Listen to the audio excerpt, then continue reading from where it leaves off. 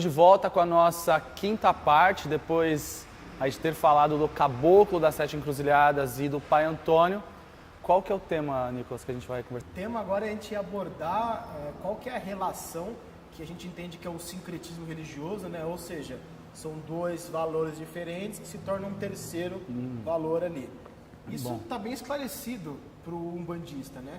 Quando a gente olha o início da Umbanda, a gente vê a figura de Cristo na concepção de valores, e aí você vê o Oxalá sincretizado a nosso Senhor Jesus Cristo. Quando eu falo que eu tenho Jesus, ou eu até exponho isso de uma forma mais explícita, eu não estou dizendo que a minha casa necessariamente segue os dogmas do catolicismo. Exato. E nem do protestantismo, de repente. Perfeito. Mas que a casa ou a Umbanda, no contexto geral, ela absorve ou de alguma maneira tem na sua base os princípios de Cristo. Né? E o curioso é que o sincretismo na Umbanda, ele é muito flutuante. Se a gente pega uma casa muito afro, Oxalá é Oxalá. Ele é o Oxalá africano, o orixá africano. Se você pega algumas casas que têm uma influência não tão afro, esse Oxalá ainda existe, mas ele tem uma concepção não do orixá africano, mas com os valores de Cristo, que não é isso com os dogmas, mas assim a parte ética da mensagem de Jesus. Então, a questão de aonde está Jesus na Umbanda, acredito que esse conceito da caridade é o maior valor da figura que seria de Jesus e Oxalá para dentro da religião de Umbanda. É quase unânime, né? Em todos os terreiros, talvez, que a gente tem uma imagem de Oxalá no topo do congá. Pelo menos acima dos outros orixás, de alguma maneira, sim, representando essa consciência superior, de princípios, de valores essenciais para o ser humano se desenvolver. Né? E todas as 7 linhas, a gente tem mais de 10 interpretações de 7 linhas, se a gente fosse colocar no geral, mas dá para abrir isso muito mais. É unânime que em todas as interpretações, a linha mais, não vou dizer importante, né, mas a que tem mais relevância ali, que seria a primeira linha, sempre é a de Oxalá ou de Jesus Cristo. Ela sempre está associada como a linha mais importante, porque ela carrega a maior virtude da religião, que é essa questão da conexão com a caridade, o dar-se a receber, está muito atrelado ao triângulo que o Caboclo sempre falou, né? Humildade, amor e caridade. Foi então, o que o Cristo mais, de alguma maneira, expressou. Tem uma influência do Caboclo, de uma vida anterior, a influência daquela época dentro do Espiritismo. Então, a Umbanda tem isso muito forte. Mas hoje, quando a gente fala Jesus, a gente tem muita gente que fala, não, um distanciamento, é Oxalá. Tá, mas que Oxalá? Esse Oxalá também não é um africano. Então, a gente hoje não tem muito, tem alguns que fazem uma concepção bem clara. A linha de Oxalá é assim. Mas quem é essa figura de fato? A gente tem muitas interpretações abertas.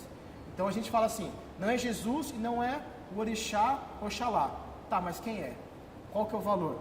É o valor da espiritualidade, da fé, da cristalização de criando um sentido novo, porque o que você está dizendo é que a gente... O umbandista tem a preocupação de dizer, não é o Jesus da igreja. Não, também não é o Oxalá do candomblé. Exato. Tá? Então é uma terceira, uma nova, talvez, visão, é isso que você está dizendo. Exatamente, porque a concepção sobre orixá dentro da Umbanda sempre foi um cargo, né? Então, como ele estava ligado a um cargo, ele estava ligado a uma energia de algum princípio, que depois a gente vai falar sobre as 7 linhas de Umbanda. Então, o cargo, a energia, o princípio, a energia chamada Jesus / Oxalá, na Umbanda, esse é o grande significado. Eu não falo sobre Jesus, eu não falo sobre Oxalá, eu falo sobre essa energia que a gente nomeia como Jesus ou nomeia como Oxalá, não é nenhum dos outros. É fácil, é o sincretismo. Tá, mas qual que é o resultado desse sincretismo? Esse é o ponto. Porque sempre quando você vai perguntar para algum médium de Umbanda, quem é Oxalá? Ele vai com a história do orixá africano. Se você vai para uma pessoa um pouco mais voltada para o espiritismo, mas ele é ligado muito a Jesus. Não, mas o que é então? É uma energia. É um conceito energético. Ou seja, Jesus e Oxalá, ele não é uma figura, ele é um conceito energético que gera através da gente também princípios que o Caboclo interpretava como o próprio Evangelho. A gente poderia entender que, na verdade, a Umbanda reconhece a energia e nomeia ela. Perfeito. Né? Porque aí é o que as religiões fazem. A gente pega uma divindade, eu posso dizer que Cristo talvez seja, a gente pode enquadrar Cristo nesse princípio de ser divino, né? Então a gente pega uma energia e nomeia, as religiões fazem isso o tempo inteiro. Então a gente vai encontrar tanto associações, né?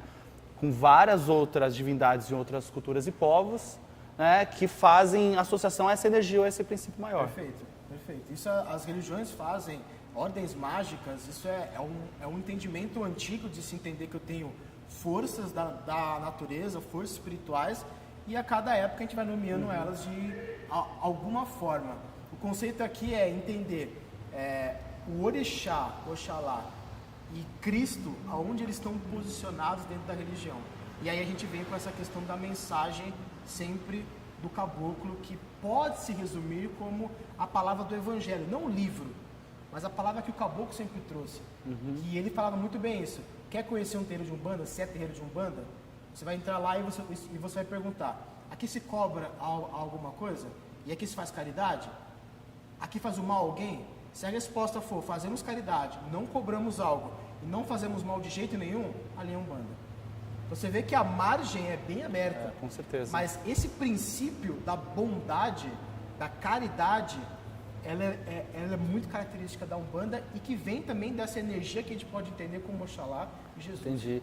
Zélio, quando ele ia fazer algumas sessões, existe até um relato do livro do Mundo dos Espíritos, que ele fala assim para a pessoa que vai ser atendida: fecha os olhos, pense em Deus. Como talvez seja difícil para você pensar em Deus, imagina Jesus Cristo. E aí a pessoa fechou o olho e aí ele começou a fazer orações direcionadas para daquela pessoa. Ou seja, o símbolo de Jesus ali é um símbolo para conectar. Não necessariamente Jesus Cristo, mas sim é o símbolo, é o veículo que conecta a espiritualidade. Naquele caso, que a gente representa como caridade, como amor, como humildade. E o fato é o seguinte: a pessoa pode não ser religiosa, que entra no terreiro de Umbanda, ela pode não ser umbandista ou ter tido contato com qualquer outra doutrina. Mas ver Cristo exposto de alguma forma em um congá de Umbanda é muito mais confortável, né? Muito mais receptivo. Receptivo. Né? Totalmente. Nós somos cristãos. Nós temos um país totalmente dominado pelo cristianismo / catolicismo. Então, pra gente, tá no inconsciente coletivo também, que é uma coisa que, sinal verde. Se tem Jesus, não vai fazer o mal. Com certeza. Eu me lembro que quando a gente fez a reforma neste congá que o pessoal está vendo, a gente está no congá do Templo, Escola Casa de Lei. E quando a gente fez essa reforma, o rapaz que veio colocar essa bancada de mármore, ele falou: o que é Umbanda, né? Ele chegou a perguntar, tá, eu por cima expliquei. Ele falou: mas só de ver que tem Jesus eu me sinto bem. Tranquiliza. Então eu acho que essa é a mensagem principal, que eu acho que a Umbanda passa espontaneamente quando um indivíduo pisa no terreiro e vê que tem uma figura de Jesus acima das outras coisas, né? Tranquiliza, né? Tranquiliza. É nosso inconsciente coletivo. Mas essas figuras hoje, porque hoje, quando a gente fala de tradição, o pessoal hoje na Umbanda está falando muito sobre a tradição, a Umbanda tradicional. O que é isso? Não tem como você ter uma Umbanda tradicional. O cenário que existia lá antes e o cenário atual.